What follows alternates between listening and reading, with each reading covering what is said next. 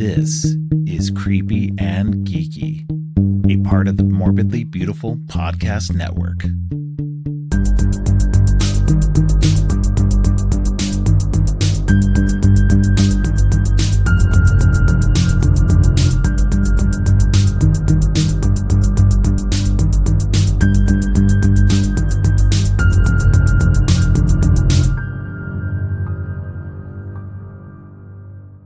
Welcome to Creepy and Geeky. I'm your host, Robert, and on today's episode, we've come to the finale of the Chucky series with Curse of Chucky and Cult of Chucky.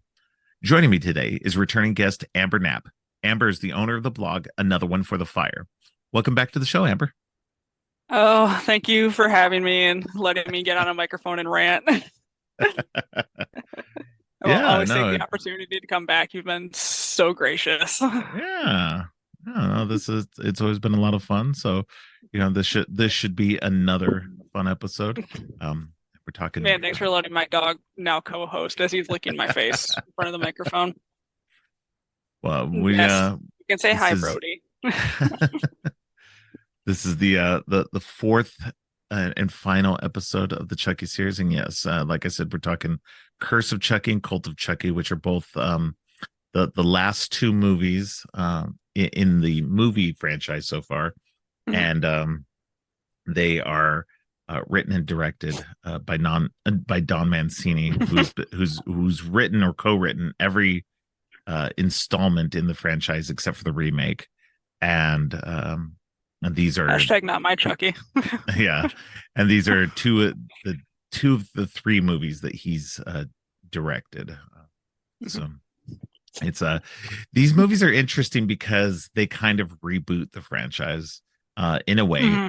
They're not full reboots at all. They're definitely continuation of the storyline, which has been good. I think that what's been nice about this series, and I like this series overall, that it's one of the most consistent in terms of keeping the storyline going while also, like, each movie, like, there's three distinct eras of the franchise, and while they kind of deviate in tone, they still continue the storyline in neat little ways. And so it's kind of cool, especially going into the Chucky series, which kind of then, like, the TV series, which kind of takes everything that's been done before and starts its own path as well. So I like that each one of these like little, like, especially the episodes I've been doing has been like the part of each little distinct tonally, like these different kind of reboot versions. And this one, Curse of Chucky, follows up after Seed of Chucky, which is probably the most wild and kind of out there version of Chucky that we've gotten, and the most comedic version. This one, Curse of Chucky, kind of rolls that back and kind of returns to the horror roots of it all, the scariness of it, without being, it still has the comedy, still has the humorous tone in bits, but it takes a while to get there, which I found interesting, because I think that ultimately Bride of Chucky is probably my favorite, and especially because I'm more of a horror comedy guy.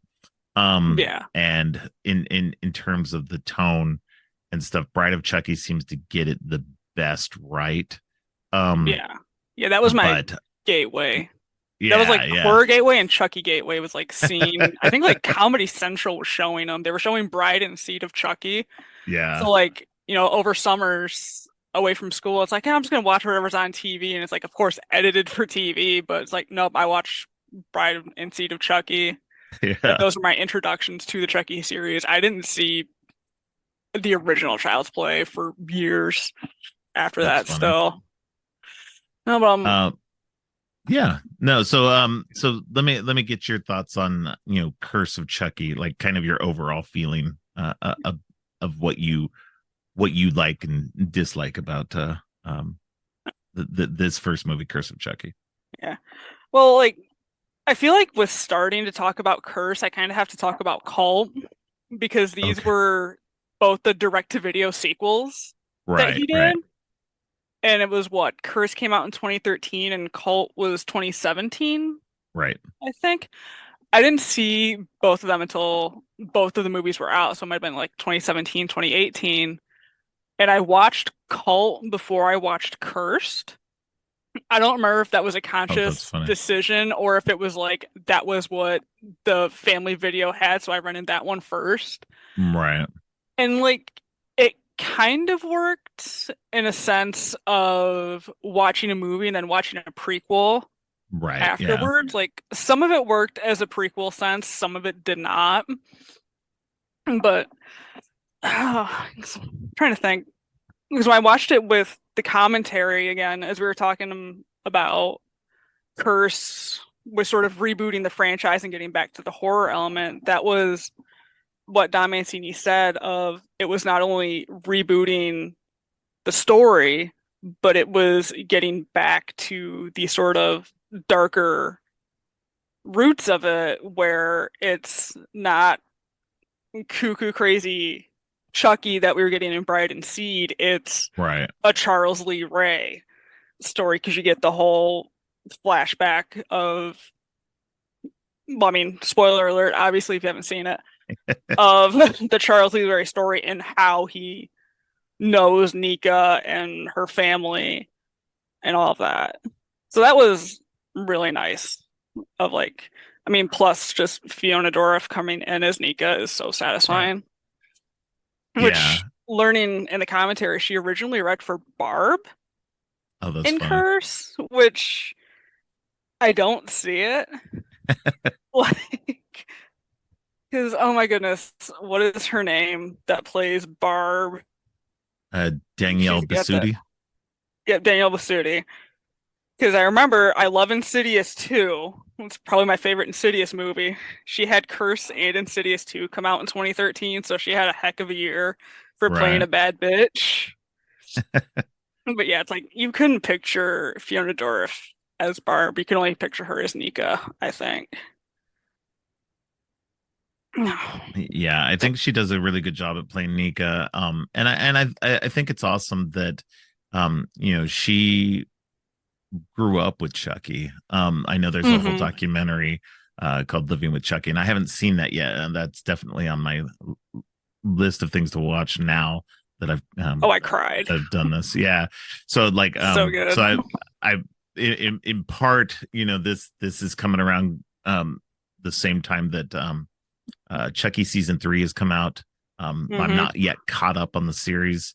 I've only seen the first season. Now that the second season is available on Peacock, I'm gonna watch that. But I was definitely using this as an opportunity to go back, rewatch all the movies, rewatch the first couple of seasons, and then get caught up Hmm. fully. And then I was gonna watch the Living with Chucky documentary. But I do find it Hmm. fascinating that um, she grew up around Chucky. That's Hmm. something that her life was a part of, in part. Like, I don't, I'm not sure how much she grew up around the set, because I'm not sure how much Brad Dourif was on set Yeah. for any of that stuff, since Yeah. he's the voice.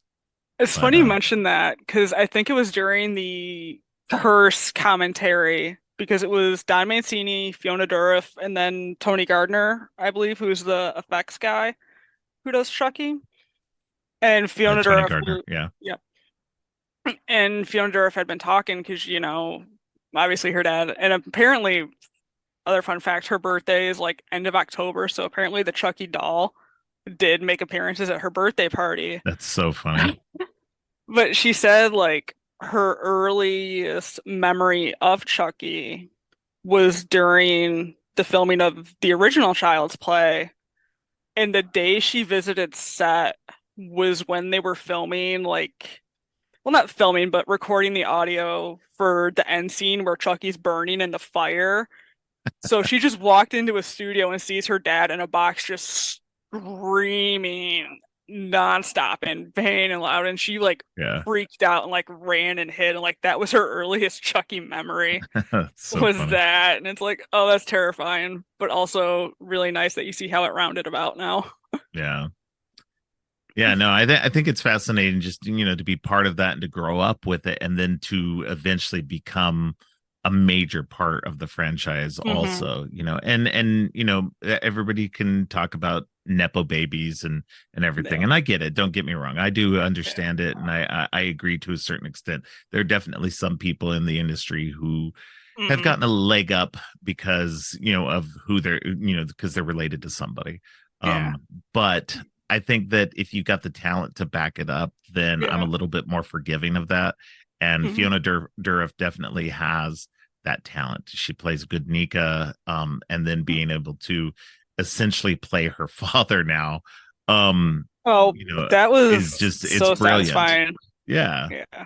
And that's And jumping like ahead a she bit, had done, obviously. yeah. I mean, yeah, it's hard not to talk about one without the other in my Hmm. mind, which I'm trying to separate it. But like, Yeah. because she had done acting beforehand. Right. I'm trying to think what she did. It might have been one of those vampire movies. Yeah, True Blood. She did a handful of Oh, episodes okay. on, and that was huge in that.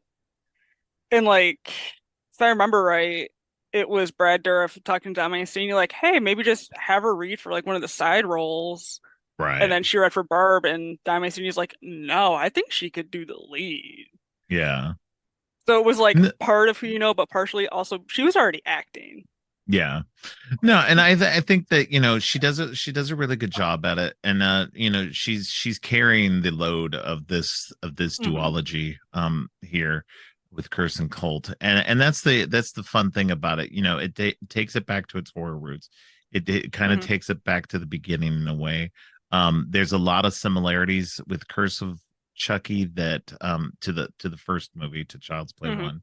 one. It's in a house and it's he's stalking a child, and this time it's her niece Alice, Yeah.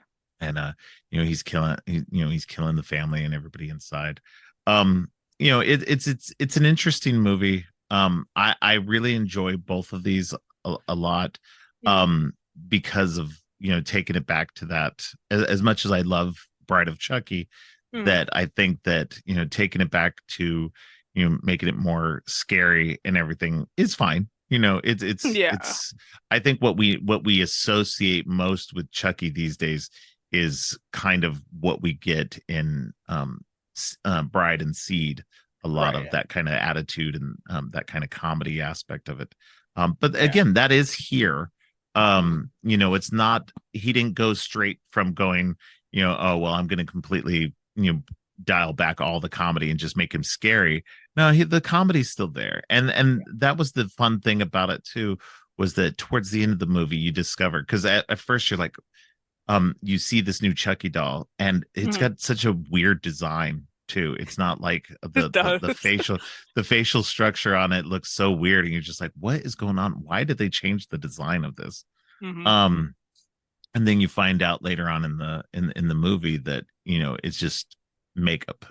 He's covered his scars and his hair, and so it's, by the end of the movie it's all come off and he looks like the Chucky from the last two movies, which is Hmm. which was great. I love that part of it. Was just Oh like, yeah. gave them a chance to update the design but also gave them a chance to then still keep it tied to the originals, because, and that was perfect. That was like really perfect for me in that way, because like I said, it was kind of a reboot without being a Hmm. full reboot. Oh and yeah. and it just gave so much. And then what was really fun about it too is that it brought back in Tiffany, Hmm. who's now, after the events of Seed of Chucky, she's now inhabiting the body of Jennifer oh my god, Tilly. Jennifer Tilly, Yeah. which is hilarious. It's so funny and meta. I love that Seed of Chucky went that route, and that it's just, yeah, I love that Jennifer Tilly is so on board with all of this. She She leans continues so in. far into it. I love Oh my it. god, it's so great. I love that everybody, like, and Alex Vincent comes back as Andy Barclay, Hmm. and it's so good. I'm like, it's so funny to see everybody come back like this and to like just get back into it. Yeah. It really kind You know, of almost feels like they just put a ribbon around a whole bunch and tied it all together. yeah, Because and like the fact that Don Mancini has been the writer from the beginning, and you Hmm. get all this stuff that comes through, and that, he's obviously having a lot of fun keeping it tied together. And it really does feel like, and again, I haven't seen the documentary, but what I've Hmm. heard of the documentary is that a lot of the people that make the film, they're a Hmm. family together. They're a nice little, they love working together. Hmm. And that's why they continue to be together, and that makes a big difference in like making this kind of movie. Like when you can continue to have the same people together and make this franchise as consistent as it is, Hmm. I just feel like that's just, it makes it so much more fun because you're just having fun with the same people every time, and bringing new people in. Yeah. But it's just more fun in that way, and I love being able to see the overall storyline continue Yeah. into each new episode. So Oh yeah, you'll see that because it happens between Curse and Cult where they're starting to bring back a few of the actors. Like you'll notice the guy who plays multiple Malcolm in Cult was the cop yeah, in Cursed. And then once you get further in the TV series without spoiling it, you'll see the same actors coming back in different roles that's cool. each Yeah, season. They keep yeah. doing that. But no, because you said you loved Bride. I kind of caught it at first, but I wasn't like fully sure. But the very end scene where Tiffany comes back, it is the exact mirror of the opening of Bride. Like Yep.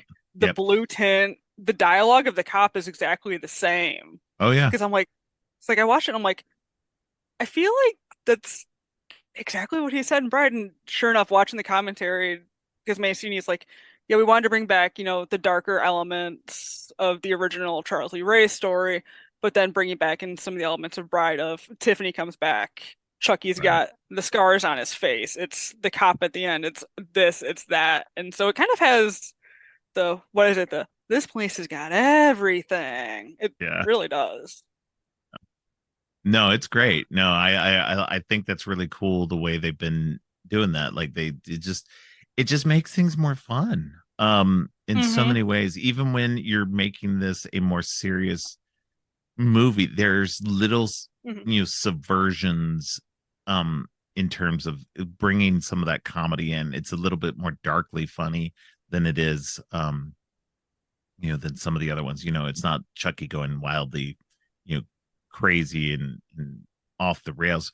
Now, because this goes back to, because what happens is that Bride and Seed are more focused on Chucky and Tiffany. And so Hmm. it's not focused on the victims as much, because 1 through 3 is Chucky going after Andy.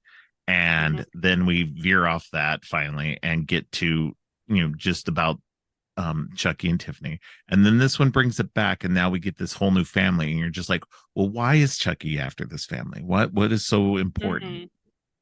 And I think that's interesting that they take that tack.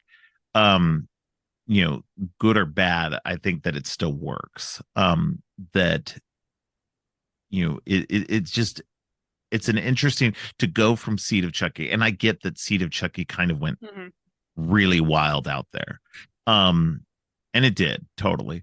And it's, but rewatching that again as well was fun, because it's definitely in line with what he was doing with Bride of Chucky. A little bit Hmm. more wild, but still in keeping with that, and getting really meta into the whole movie thing and movie aspect of everything, and just having fun with it. It was like Don Mancini, finally got the chance to direct, and he's like, okay, I'm getting maybe my one and only chance to direct. I'm going to throw everything wild in here I want to do. And Yep. and then now, it's now several years later. What was Hmm. it, 9 years later, he's finally getting to make another one, and he's like, Hmm. okay, let me rein it back, Yep. and just make it scary, and get this back together. And I think this is what's interesting too, because not only is he the, we talk about it in terms of only Don Mancini, but there's also another person that's been involved from the very beginning, and that's David Kirshner, who's the guy Hmm. who's a producer and the guy who created the Chucky doll. Yep. And so the David Kirshner has been a part of every step of the way too, and so they talk to each other and they build the story together. And I think that's awesome that it's all, again, the fact that everybody's been there every step Mhm. of the way, and they just have so much fun doing it. You can just tell that like everything they do is just a ton of fun for everybody involved. Um, but yeah, I don't know, yeah, you'll see that in the documentary. It's yeah, utterly fantastic. I can't recommend that one enough. yeah, it's high on my list to watch. As soon as I'm done watching rewatching everything, then yeah, it's definitely the first thing I'm gonna go watch. Yeah, now you're making me want to rewatch season two. 'Cause, I mean, like they introduced these characters, and oh my goodness, I can't even think of Nika's last name for the family, but like Pierce. Pierce. Yeah, it's 2023. These characters were introduced in 2013. So now we have a decade out, like Yeah, yeah, with these characters, plus everybody who comes back in the series now, which is becoming another beautiful smorgasbord of stuff that right. was built off of the original movies, Bride, Seed, Cult, Curse, everything. Yeah, I yeah. think No, what is it? Season one takes place after like 3 weeks after the end of Cult, if I remember right. I'm not sure exactly. I think it's brought up in like one of the early episodes. Yeah, I don't think Or it's too long afterward. Yeah, no, it's only I want to say it's just a few weeks, but it was that beautiful bounce of creating the character of Nika and right. then carrying her, and that Tiffany is Jennifer Tilly and now Chucky is Nika, and it's great. Yeah, yeah. No, it's really good. That's what's of it. I was glad to hear that they made a TV series, even Hmm. though it would be somewhat muted because it's on TV, and being on Sci-Fi slash USA Network. It'd be Hmm. one thing if it was like on HBO or Stars or something like that, where they could really go nutso. But I, they I went think with they're allotted like one shit or one F yeah, bomb because of the yeah. time slot it's in, but yeah, it's still muted. Yeah, yeah, exactly. And they have to dial back some of the blood and gore and everything like that. So it's definitely not, as crazy as, the movies, but it's cool to see that they get to continue that storyline. And I like that. I like that they've been able to take what, because essentially what happens with Curse and Cult is that he's starting to lay this groundwork for the future of the movies or the future of the series, Hmm. that he wanted to see it go in, Yep. with Nika and Tiffany and all that. And now with the TV series, we've been able to see that play out um, more and more each season. Yeah, you really So see it in the start of Cult with like the multiple yes, Chucky's, like, and then that just literally just keeps multiplying. right, Like that was what really the groundwork, which is kind of funny because watching Curse with the documentary, which was still, 4 years before Cult came out, and Mancini was talking about where he thought he could go with the franchise. And the first right, thing out of his mouth was, excuse me, he said he wanted to shoot a story of following Nika in the asylum, which I mean ultimately we did get. right. But his other idea was Chucky on a train. Yeah, yeah, I saw that. I saw that mentioned. Yeah, Chucky on a train. I'm like, Yeah, like I that. would want to see That's that short. I would want to see it like as a short. Yeah, maybe Yeah. maybe an episode of the TV series would be fine. Oh, that I would be I hilarious. don't think it would sustain as a movie. Yeah. But definitely an episode of the show would be great for that. That would be fun. Um, Yeah, like runtime length in half, don't burn it, yeah, but Chucky on a train would be great. yeah, exactly. I saw him mention also too, like I guess around this time one of his other ideas was that he wanted to cross over with the Freddy. So there was like a Chucky on Elm Street movie. And I just like, okay, I get it. It would be interesting and kind of funny, but like I'm Yeah. okay with that not happening. Yeah. So I'm good with like as much as I do. I really love Freddy versus Jason. Hmm. I don't need to see any more horror crossovers like that. The Freddy versus Jason seemed like you had to get the two monoliths of the 80s, Hmm. and then I like Chucky being his own thing. It's Yeah. wild and crazy enough just being in his own thing. Like I'm good Yeah. with that. No, Yeah. there doesn't need to be anything else. Yeah. Like I know comics took it was what Freddy versus Jason versus Ash was a comic. I think Pinhead Yeah, faced off against somebody, but I don't know if Chucky ever had his comic run, sort of the uh, face off. yeah, I mean, they I'm not probably just sure. would have thought Freddy and Chucky just would have been a battle of snark, really. Yeah, it had just been two funny snarky guys killing people and just trying to see who could kill as many Elm Street kids as possible. Freddy would have drop kicked Chucky at some point because everybody always makes that joke, Right. which was another interesting thought I never had because Mancini talks about how people would always come to him. They're like, it's a doll. It's a 2 foot tall plastic thing. You can just punt this across the room and run. Right. And that was partially where he thought of the idea of making Nika in a wheelchair because it kind of made Yeah, it her takes that level out. the Yeah. playing field. And they Yeah. did have a consultant on set, like what was the word? A disability consultant That's to good. make sure Yeah. it's like, yeah, this is the thing she would have. This is how she would use the wheelchair and things like that. Yeah. No, and I think, if you look back at number one, if you look back at the original Child's Play and stuff like that, once they realize that the doll is actually doing the killing and stuff like that, they do like punt it across the room. And, so I Hmm. mean, there are those aspects. The problem always comes into nobody ever believes it's the doll at first, which is Hmm. understandable. I mean, who would suspect a possessed doll? I mean, you would just I think don't the know. kid was lying. And so that's Yeah, what's that's why I great love, about, yeah, yeah, like that's the what's end of the great about first it. one when like that secondary cop comes in behind Chris Sarandon and he's Yeah. like, "Now do you believe me?" He's like, "Yeah, I believe you, but who's gonna believe me?" Yeah, exactly. And that's what makes that's what has always made the series interesting too, because as much as it has been Chucky over the last 20 plus years or 30 Hmm. plus years now, because Yep. it's 35 years now, since Oh man, it is, this yeah. year is 35 years since the first one, that it's it all the killings have been done, but it makes it look like it's been people around the whole Hmm. thing and like this unknown killer like killing everybody, that's being blamed on Chucky every time, and nobody has ever taken it seriously that Chucky is out there killing people.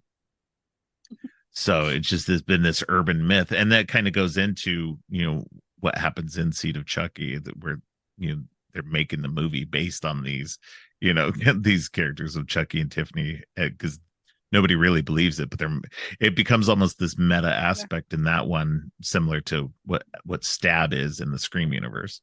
So, Hmm.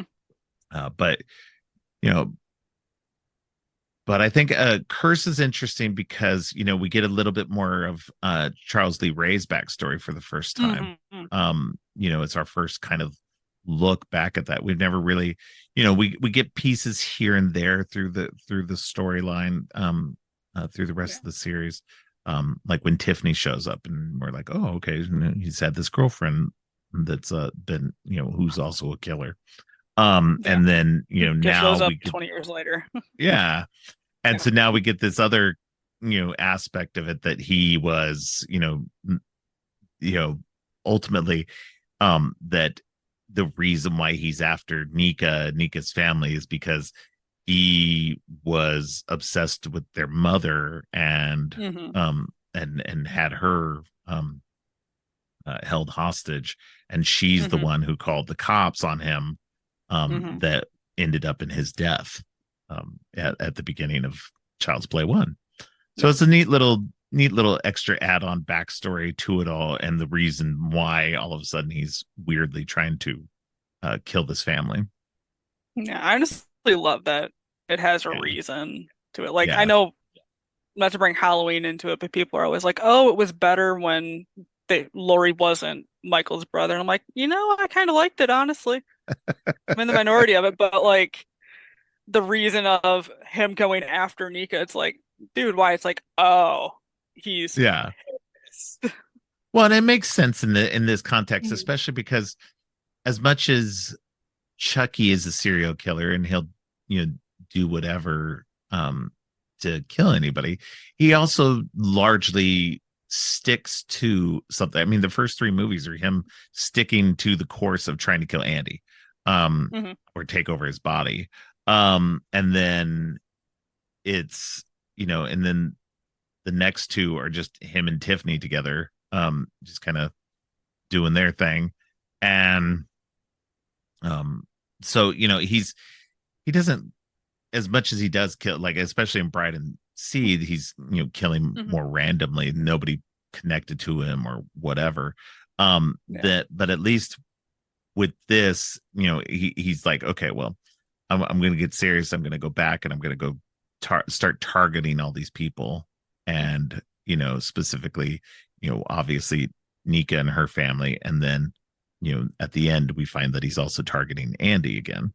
Hmm. So, and, but I've, this one's a lot of fun because it's because of that aspect of it, that you get this backstory, you get this connection. And again, it kind of plays into the overall, like, family aspect of what's going on in the background with all the people who've been making the movies this whole time. It kind of feels like they're just like, well, let's just do this on the screen too. We're going to talk about a family and just keep it Hmm. all together again. And I like that. I think that's fun that they're doing, um kind of pulling everything together again like that. So Yeah. Just having it set in the one, which I almost said in this one dark house. And funnily enough, Mancini has said that he was partially inspired by like, oh my God, I can't think of his name, James Whale's old dark mm, house with like that's cool. the set itself. Yeah. And yeah, having it in the one whole set, everybody's contained, everybody's together, everybody's close. Yeah. Well, and that's you mentioned, I think, off air that you watched both of these movies with the commentary this time. Yep. Um So, and so I didn't watch them with the commentary. I actually just completed my full 4K set of the Chucky movies I still got to not too build on long that. ago. I Yeah. I missed out on the shout set that I Yeah. wanted. I should have just pulled Yeah. the trigger. So I'm just getting them bit by bit. I picked up Bride at Best Yeah. Buy last week. Yeah, I got the whole set because of course one of my favorite artists, Devin Whitehead, who does a lot of Hmm. the he does a lot of their posters and slip covers and stuff, and he's also the main artist over at Cavity Colors. Yep. I've been a fan of his for a number of years now. So any movie he ever does for Scream Factory, I always pick it up. I literally just the other day made sure to buy my copy of the 1980s Blob, Yep. because he Yep. did the slipcover and the poster for that as well. So I have a number of his posters all over my walls. Uh, Oh yeah, all of his but Shot Factory art is fantastic. Like yes, that's a oh, he's huge so selling good. point to me. It's like, Oh do I yeah, need a third copy of this movie? Yes, I do, right. because it looks cool. Yep, exactly.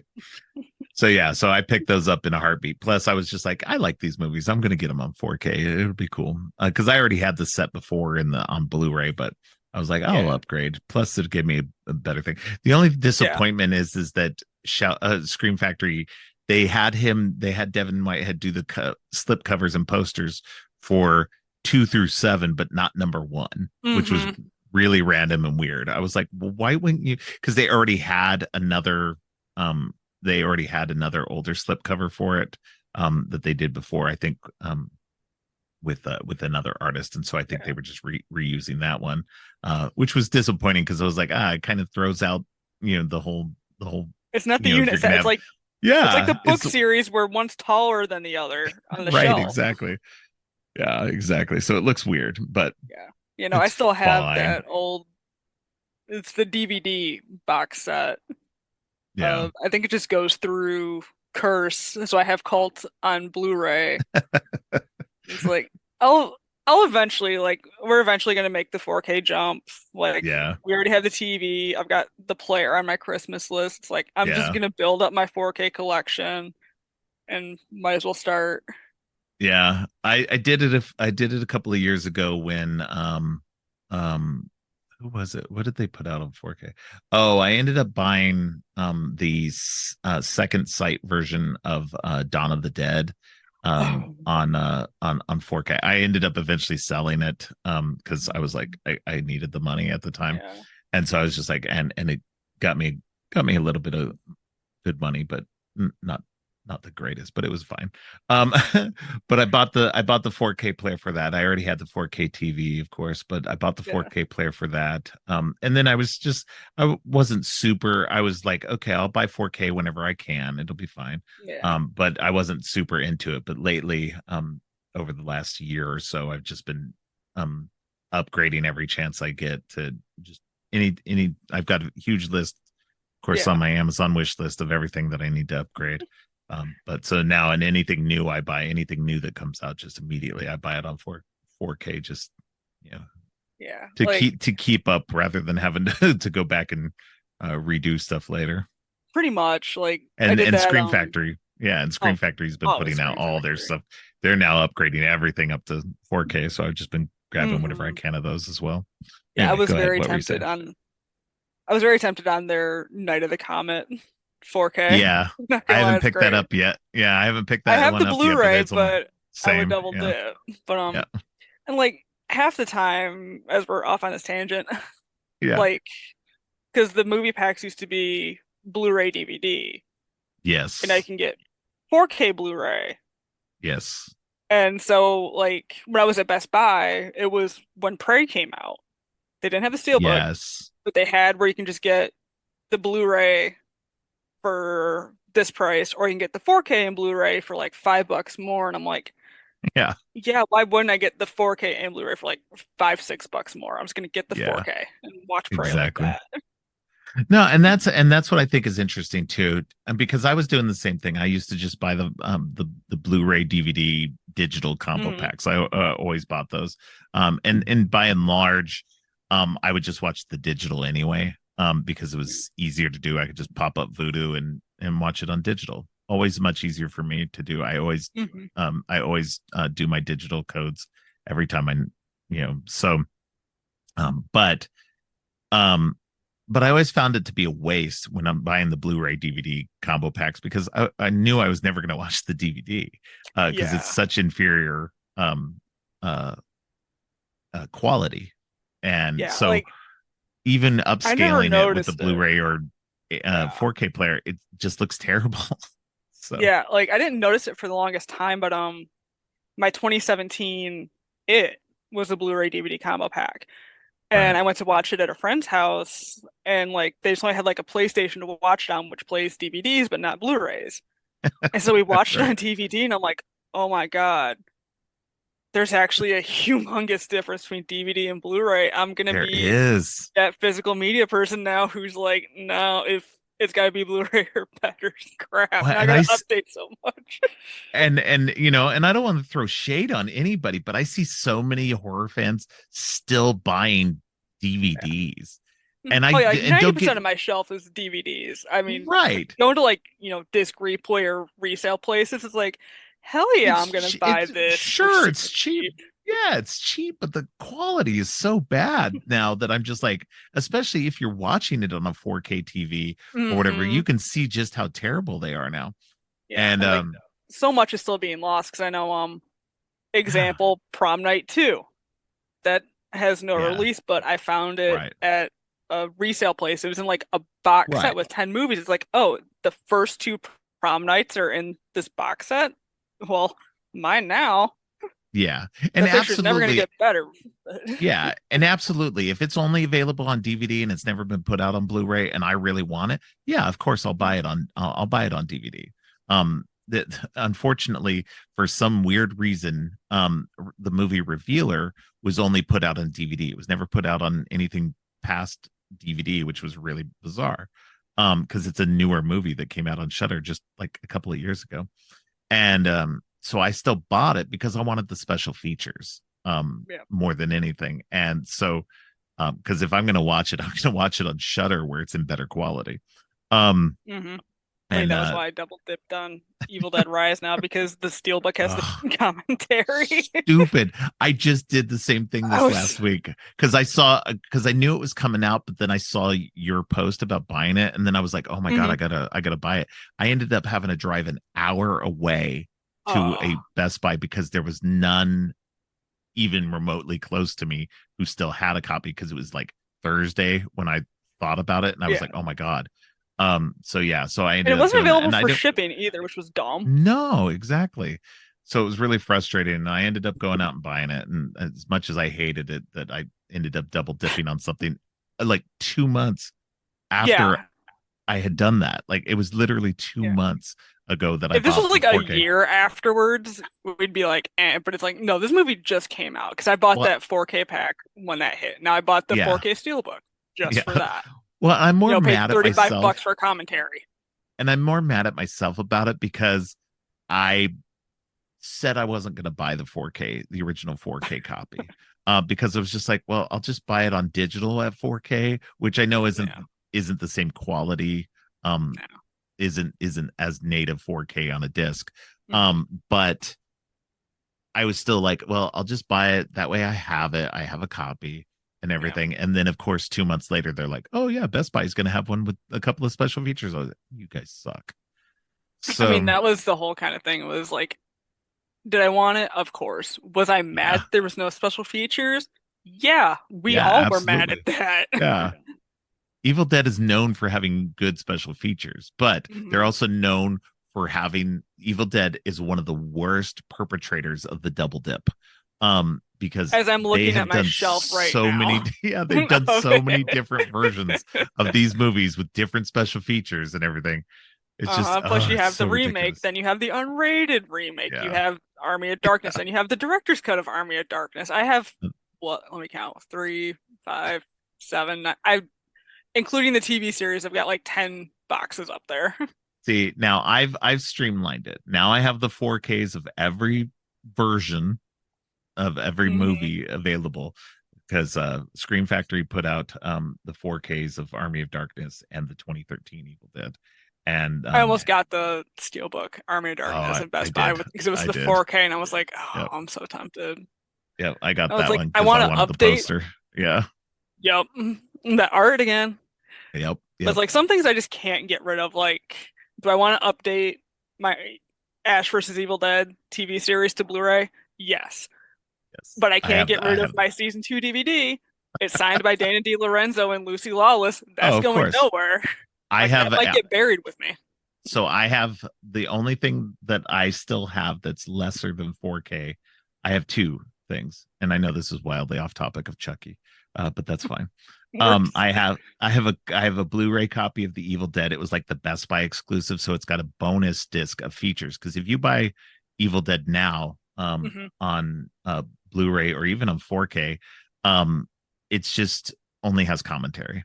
Yeah. They don't have any special features. But this special edition from Best Buy, of course, it's Best Buy, Hmm. had a bonus DVD full of special features. So, which, if anybody's bought the recent 4K box set Yeah. that comes with one and two and the Blu-rays of the TV series, that also came with this same DVD disc of bonus features. So they did Yeah. bring it back out, but I wasn't going to buy that box set because I already had all the separate Yeah. pieces of it. So I was just like, that's fine. And then I also Yeah. have a DVD version of the original Evil Dead, but I have the Book of the Dead version that looks like the Necronomicon.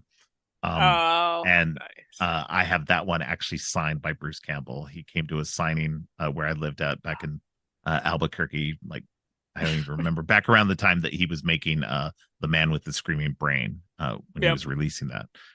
So he was doing a book signing for his second book, and so I was able to get his signature on my DVD. And I was like, nope, never selling that, never getting rid of that. Nope. That's staying as it is.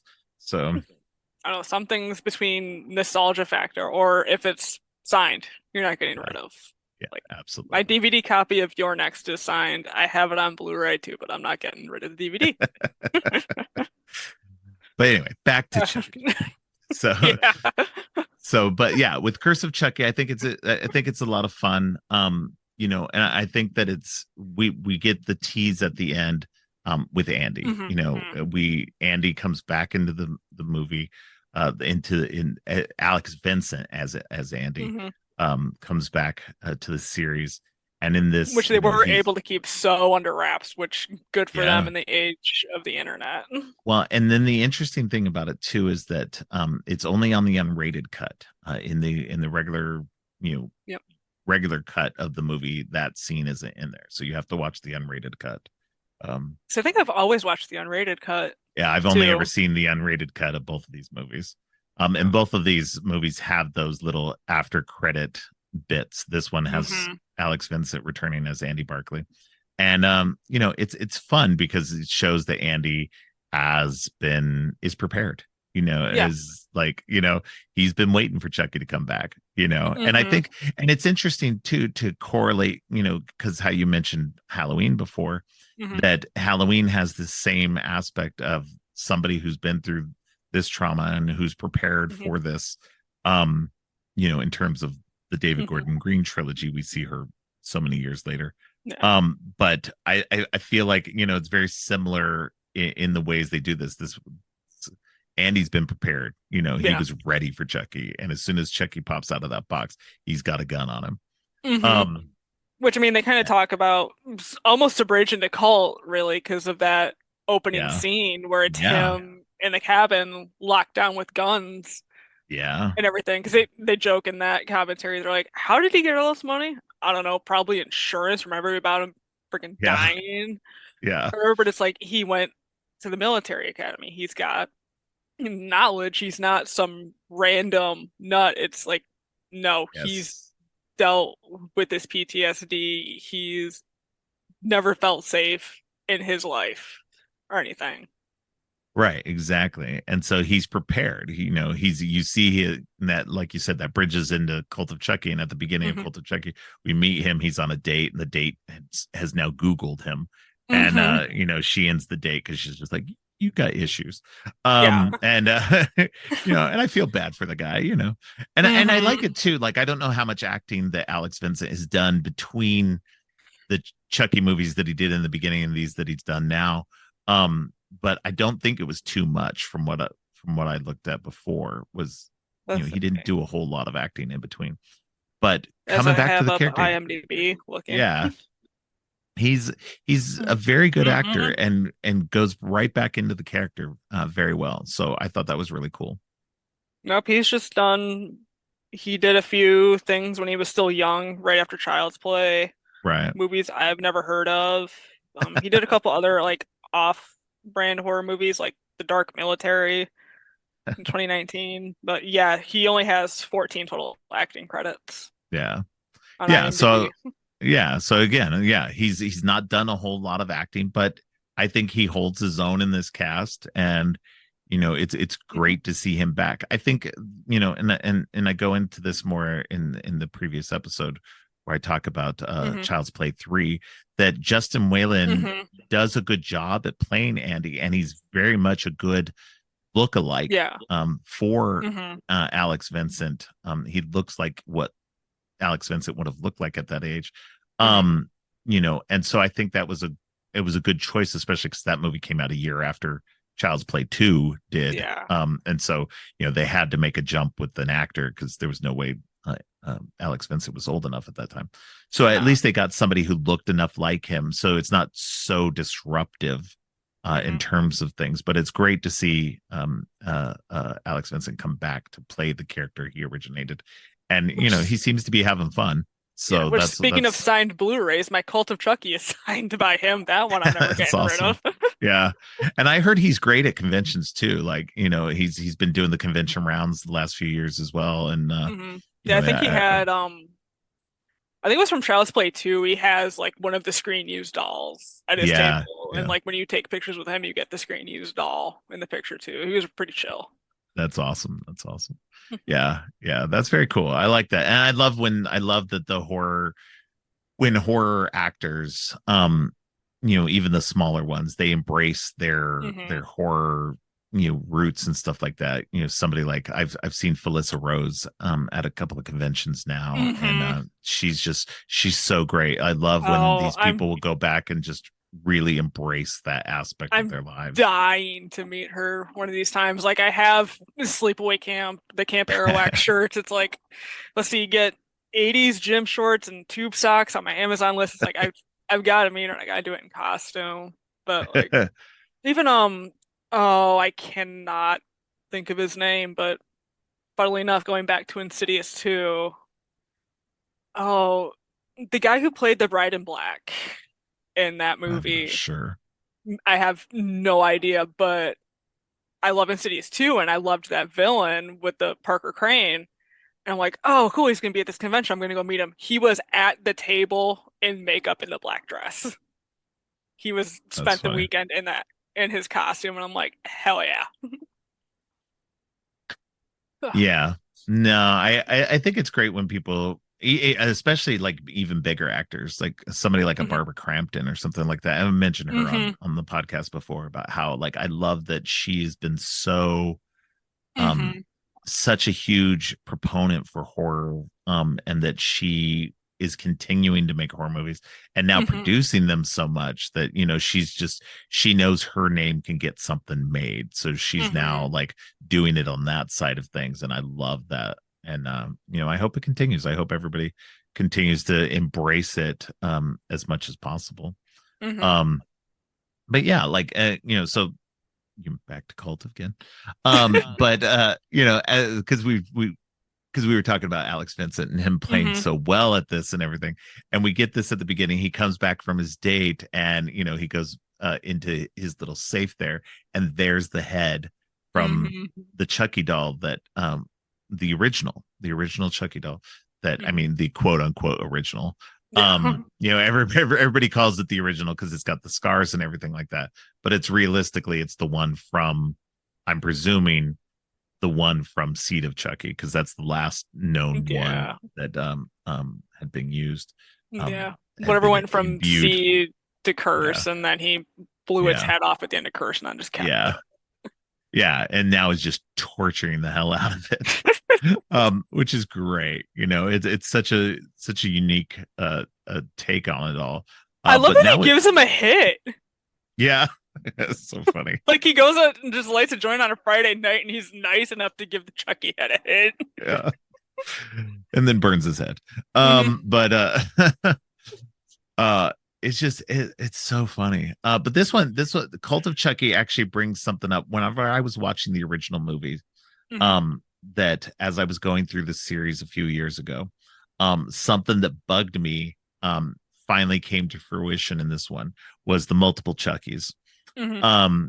That in number 3, and this was I guess when he originally wanted to do it as well, Don Mancini, Hmm. he wanted to have the idea of multiple Chuckies in Child's Play 3. Hmm. um and in the beginning of that one, in the beginning of Child's Play 3, you get the scene of the Chucky doll that was melted in the factory, Hmm. being like picked up and pulled across this vat of new plastic that's being melted in, and then you get Hmm. all the blood drops and everything, and so that's supposed to be his essence getting made into a new doll and everything, which was great. I love that aspect of it, but that was where I was like, oh well, all those blood drops could create multiple instances of him, Hmm. and they didn't do it. But I felt like that was the point where he did think about it, and I was rewarded in that by him saying, yeah, that's when he would have done it, was way back then, but Hmm. they couldn't do it at the time because of Yeah. um just the lack of money, or the Yeah. technology to do it at the time, to make all those dolls. And so Yeah. I Which loved, makes sense. yeah, Like yeah, I mean it like was you the hear him when 91, so yeah.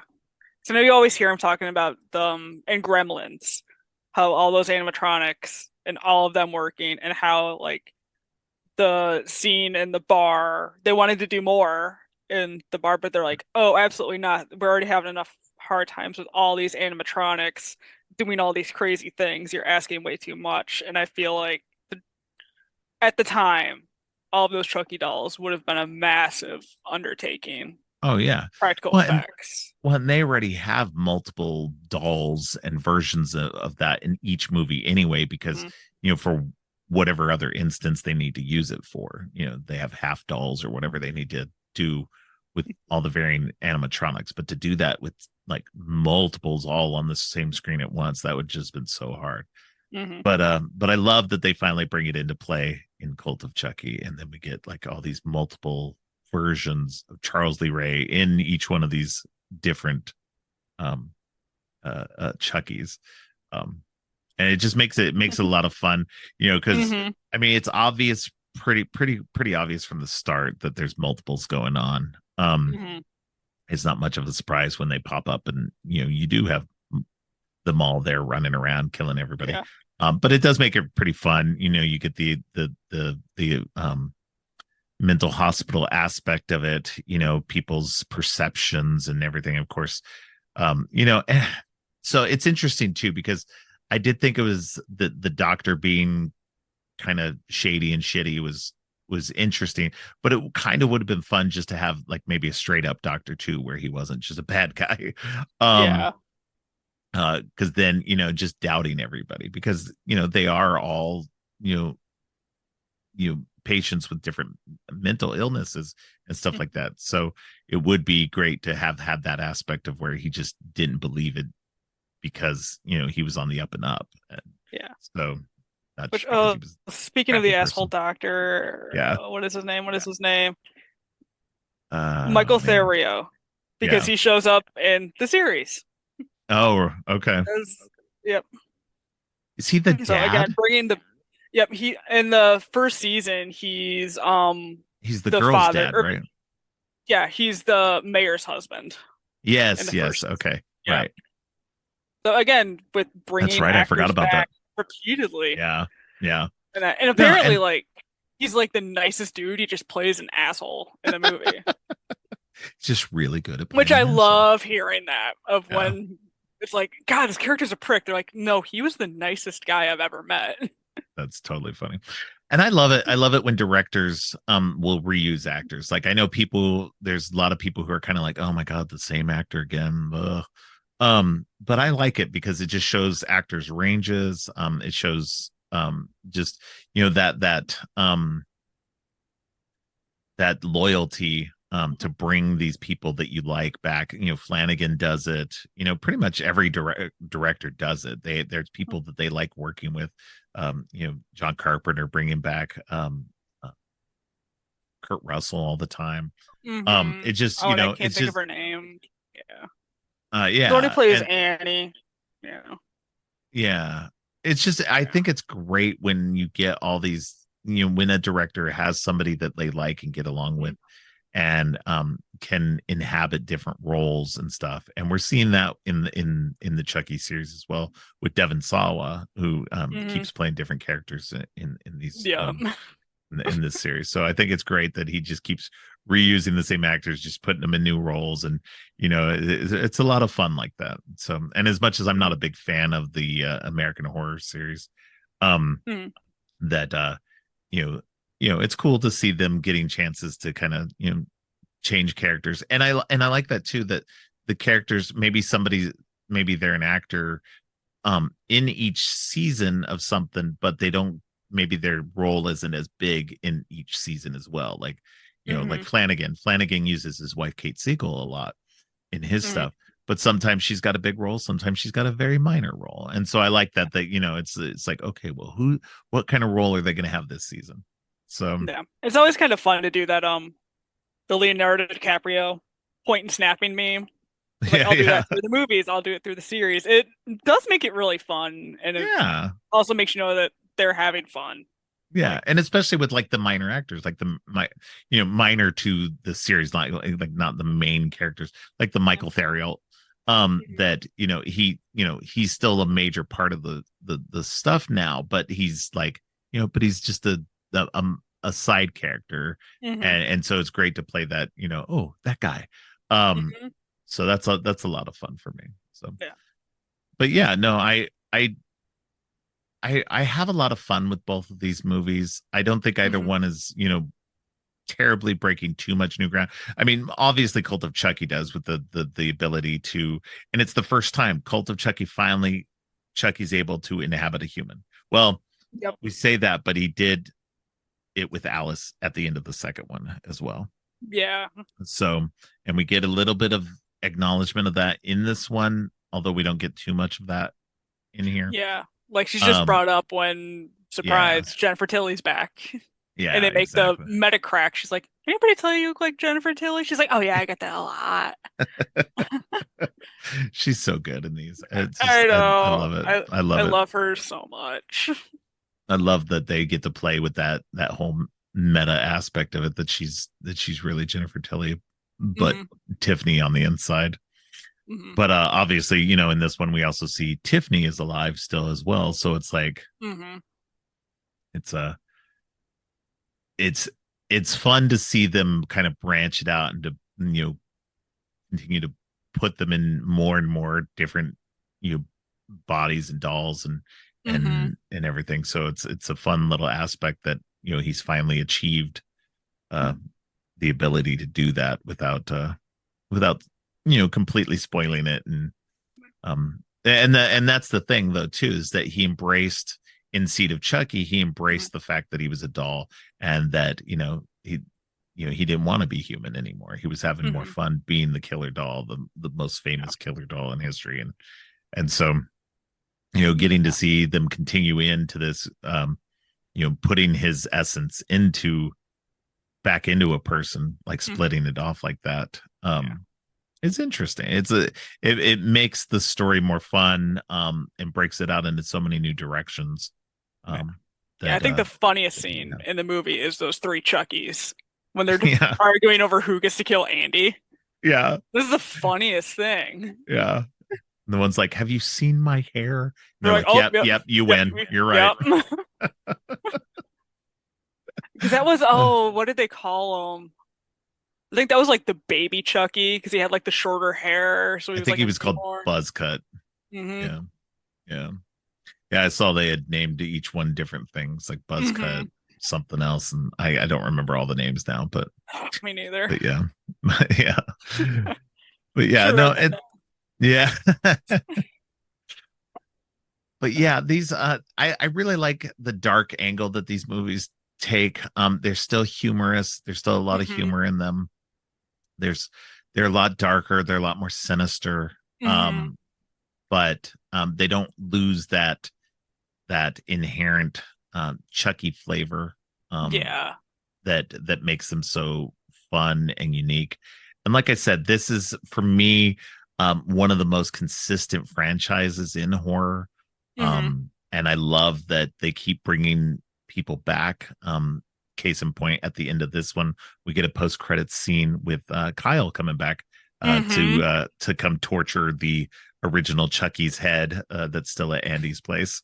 So Which was great it's seeing her back too. yeah, and I know we get more of both Andy and Kyle in the series as well. I know they both popped up in season one. Season one's the only season I've seen so far. I know, I'm trying not to I'm like no, spoil I season very much two. appreciate that. Yeah, because I've managed to not get fully spoiled. I've gotten a little bit of spoilers for season two, but Yeah. because it took so long to come to any kind of streaming, um, Yeah. I've been waiting. So now I'm Hmm. finally getting so close to finally getting to watch it.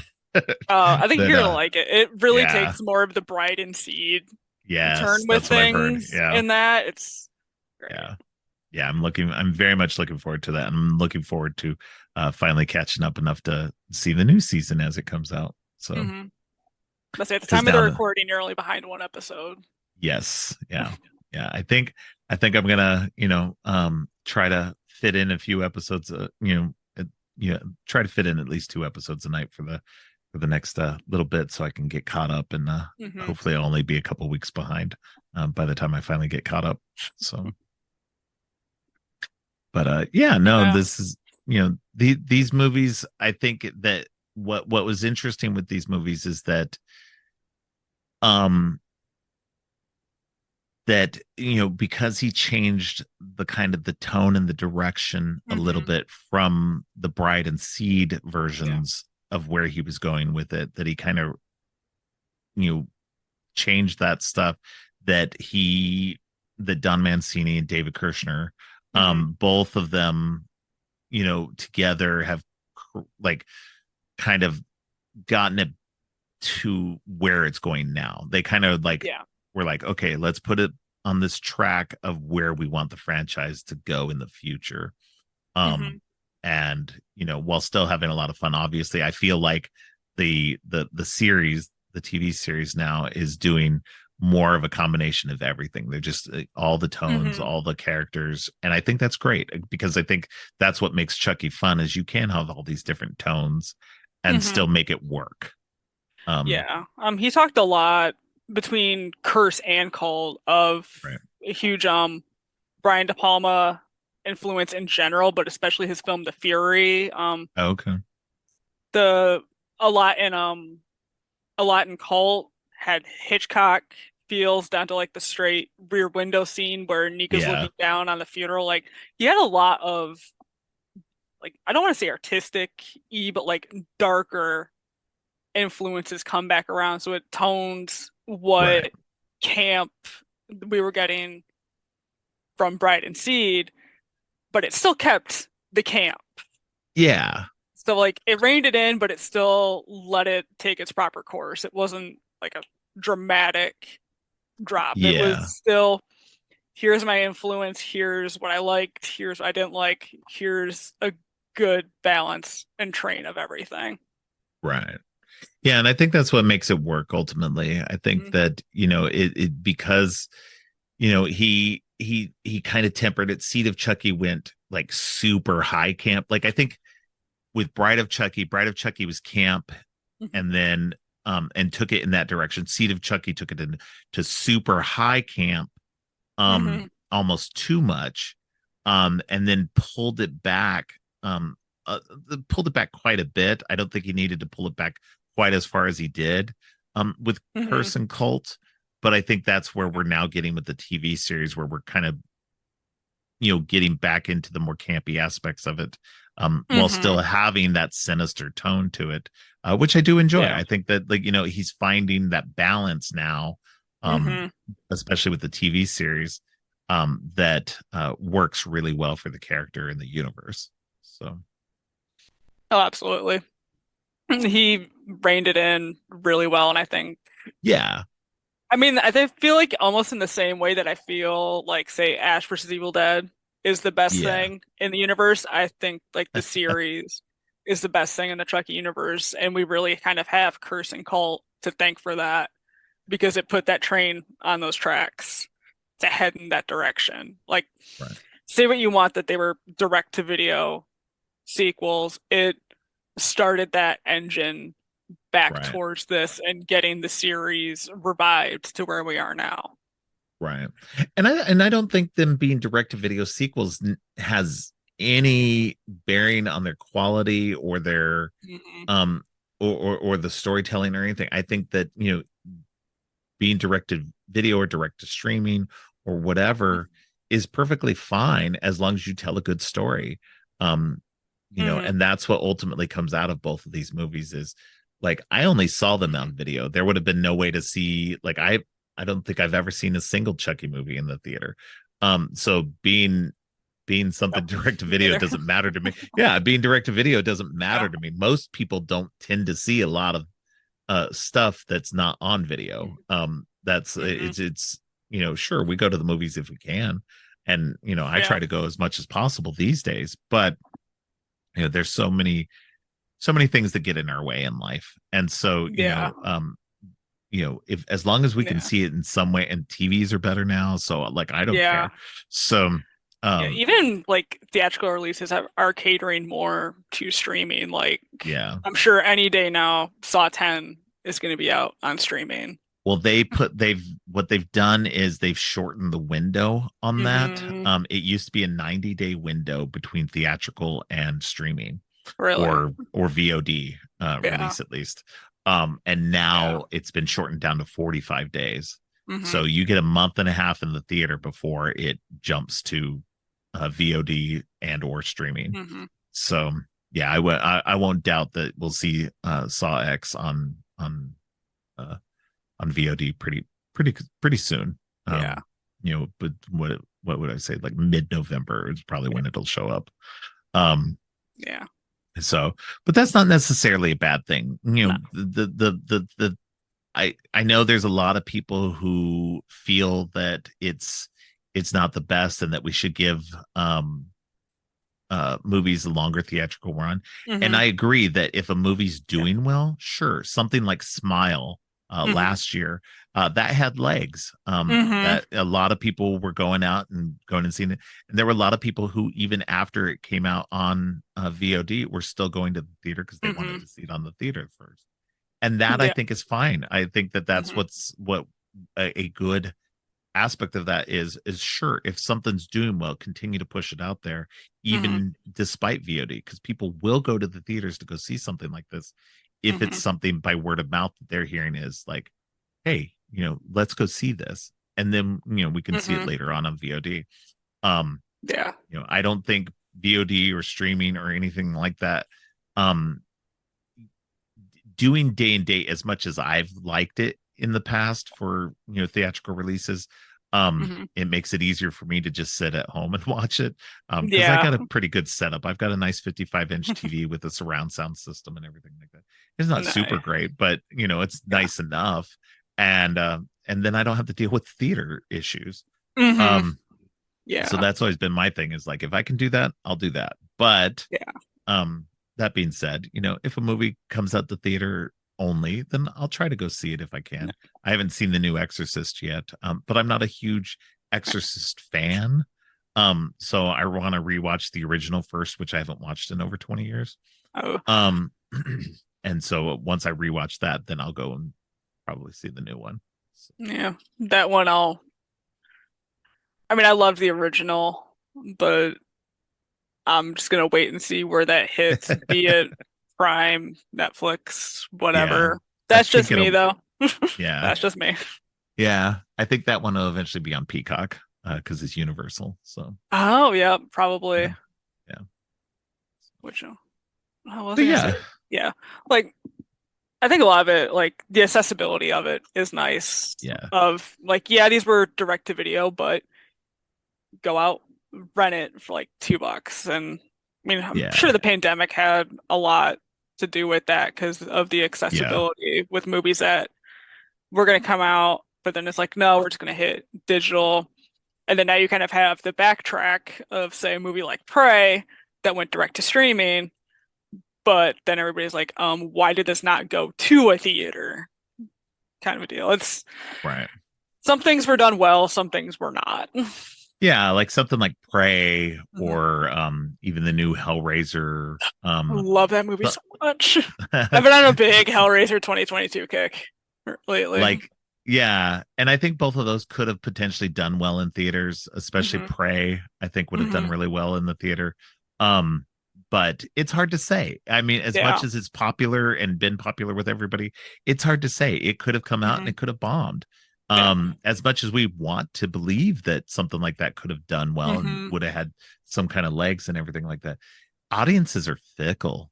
As Hmm. much as we all like love that it's come out to physical finally. Hmm. And I'd like to see more of that. I'd like to see that Yeah. Hellraiser 2022 come out on physical. It's really the only Hellraiser that I've really liked. Hmm. I think I've only ever seen the original two Yeah. besides that one, but I really liked the new one, and I thought it did well with the mythology and kind of pushed it forward. So I think Hmm. that that's what I think that they need to be doing more stuff like that. Bring Yeah. Barbarian out on physical. Yeah. um I feel you like if know we keep bullying them enough, like right. the internet was able to bully them into putting Prey Yeah, out. And I know like the next big pushes are really Barbarian and the new Hellraiser. yeah, I think we're the big like Twitter, like, give us this. yeah, I think those are the other two big ones. yeah. Which But yeah, back to Hellraiser, I think you might like three because it goes pretty campy. okay. Like the Yeah, I'll first have two to are serious, three goes more campy. yeah, yeah. I'll have to check it out sometime. It's a world that I haven't been able to get into, but that the 2022 version was really good. Hmm. And I really appreciate what they did with that and the world. I actually was on my friend's YouTube channel for an episode Hmm. on the Voices from the Mausoleum. We Yeah, did an episode about that after it came out. So nice. yeah, it was a lot of fun. So, but yeah, no, back to Chucky, of course. Again. I love my tangents on this show.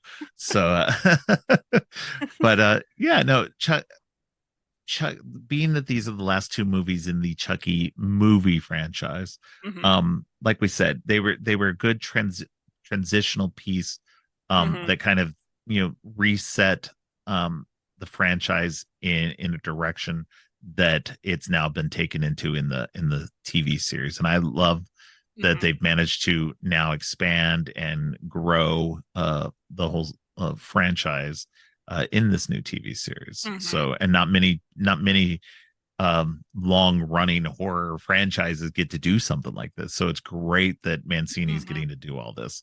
So, Yeah. Like and I very many much have appreciate it. tried, some have been successful, some have not. But Yeah. I think Chucky's been the critical and everything success. And it's almost weird when you think about it, because like if we didn't have Curse and Cult, what would the series have been like late 2000s, right after Seed of Chucky? Right. Like how Yeah. wild that would have been. It would have been Yeah. like a different celebrity cameo and killing all the time. Yeah. It's crazy.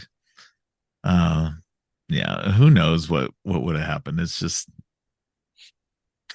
I'm glad it went the direction it did, and I like both of these movies. I think they both Hmm. work really well, and they help push the narrative forward for everything that we've gotten since. And I hope it Oh yeah, I continues down love. this. Yeah, I hope it keeps continuing down this road. Oh yeah, I love Cult. That one. I mean, again, they're both great movies, but I always preferred Cult. I think, like, even upon rewatch, I appreciated Curse more with what it did for the story and the tone, but I have more fun watching Cults, I think, because it has that camp, and the camp Yeah, was how I was introduced to the series, so it always kind of has that anchor, I guess, with me of the campiness of it. yeah, yeah. It's.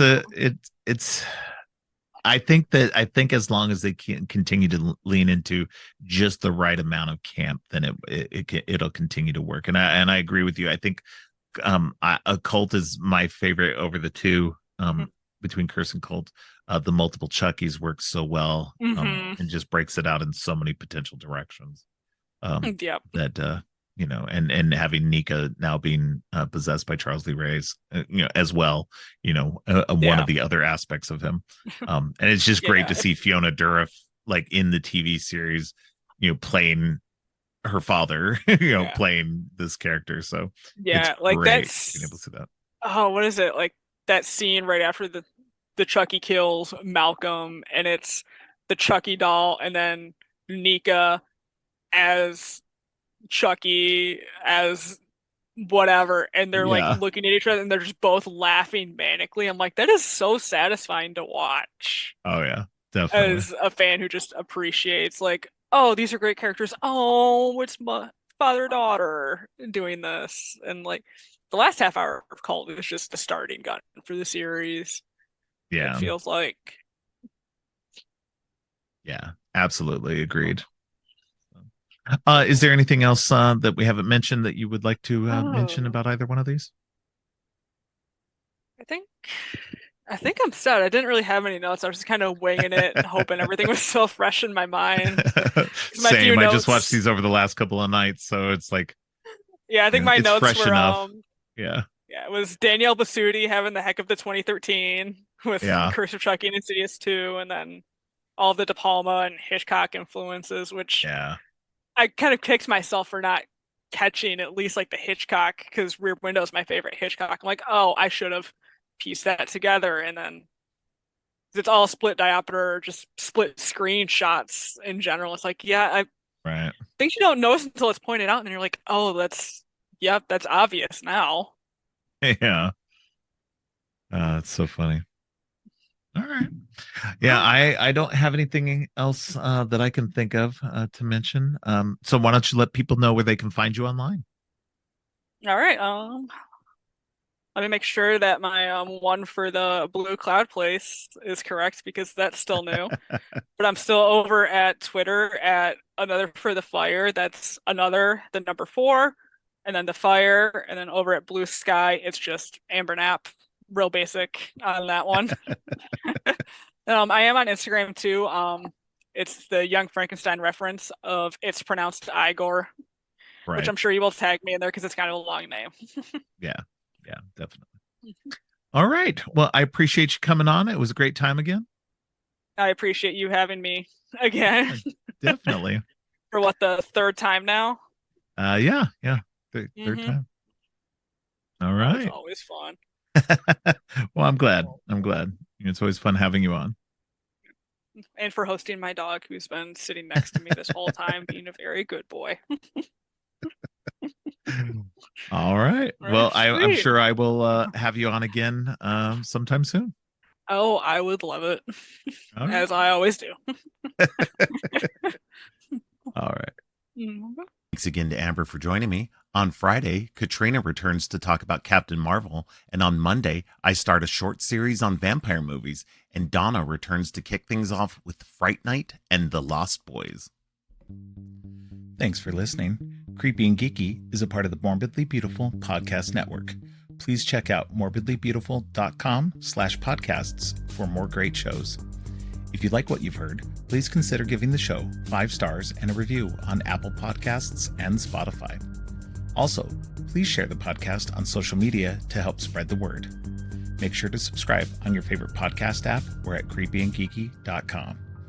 Music for the podcast is Gratitude, composed by Jerry Smith. You can follow the podcast on social media at Creepy and Geeky on both Twitter and Instagram.